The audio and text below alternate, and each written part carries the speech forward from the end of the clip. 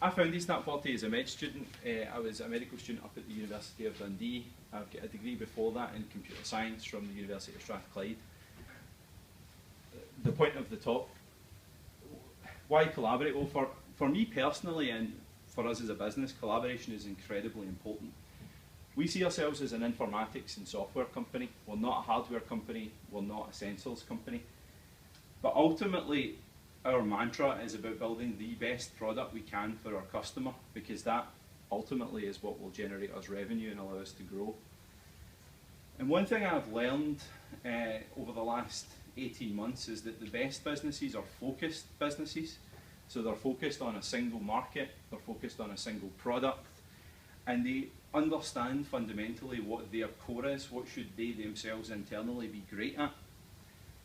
So we could go out right now and we could hire electronics engineers, we could try and hire product designers, we could hire experts on sensors, and we could say, well, we're going to build our own hydration sensor. Well, firstly, we don't have the money to do that. It would dilute our focus because we're really about picking out who's high risk. And ultimately would lose our focus away from what we're all about. Why do that when there might already be people out there who are better than that than we are? It really isn't about building everything yourself as a business. I think some people get too focused and saying, well, we want to keep absolutely everything we can inside the business, and yet you do need to be concerned about what your core is and what your intellectual property is. But you do also have to recognise that you cannot be great at everything, especially not at first. So who are the complementary partners out there that you can go to and bring in their expertise and their services to allow you as a business to grow? And that doesn't just go for universities, by the way. I mean, I know this talks about universities, but it's also about collaborating with other private businesses as well. So we already collaborate with University of West of Scotland. We have since almost the start of the business. And why was that? Well, UWS in both cases had access to skills and expertise that we didn't have. We want access to future recruitment, and that doesn't just go for UWS, but is our view of all collaborations with universities in the future. As a tech company, it's incredibly hard to get really talented data scientists, software engineers. We're recruiting one just now, and it's a nightmare. It's one of my biggest stresses is actually finding people. Partnering with universities goes some way to solving that.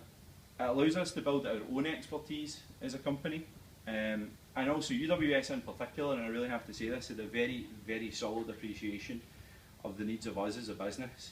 So a lot of businesses, a lot of universities get really scared about the intellectual property issue. I'm sure someone in here is talking about that today. UWS were fantastic at understanding what we wanted as a business, to feel that there was a point in us collaborating together, that we were still protected, that we had an advantage. And one thing we're now doing is saying, where are the best informatics and data science departments globally, and how do we become best friends with them?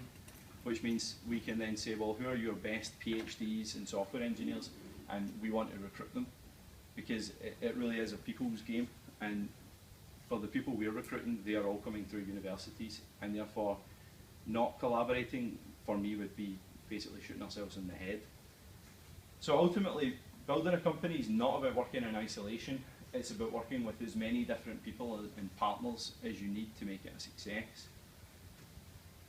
So first specific example, so we're working with Dave Hughes in the Thin Films Lab at UWS to develop a hydration sensor. Non-invasively monitoring hydration has been an enormous challenge. There is currently no gold standard way of non-invasively at the bedside monitoring what someone's hydration level is. It doesn't exist. So this is where we worked with Interface. We put out a call, we got 4 or 5 different responses back, and we went to Dave Hughes and his team. We've now done an innovation voucher on that, and we're about to do some further proof of concept work. It is technically incredibly challenging, but the results from the innovation voucher work were actually incredibly positive.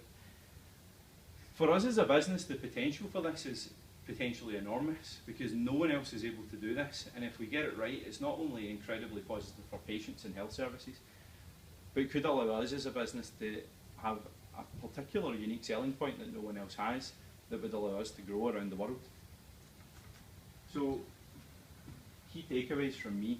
Well, I think for us as a business, as I've said and continue to emphasise, collaboration has been absolutely key. It's something that we will keep doing, not just with UWS but with other universities. We plan on opening our first office abroad, which will be in Boston at the start of 2017. We are just now starting to build up relationships with MIT for probably obvious reasons. They've got an incredibly good informatics and computer science department there. There is no future I can see where we do not collaborate with universities, because they still play a key role in our society, not just for recruitment but for trying to get their technology out. And yeah, keep your businesses in Scotland if anyone's. I think it's a great place to be.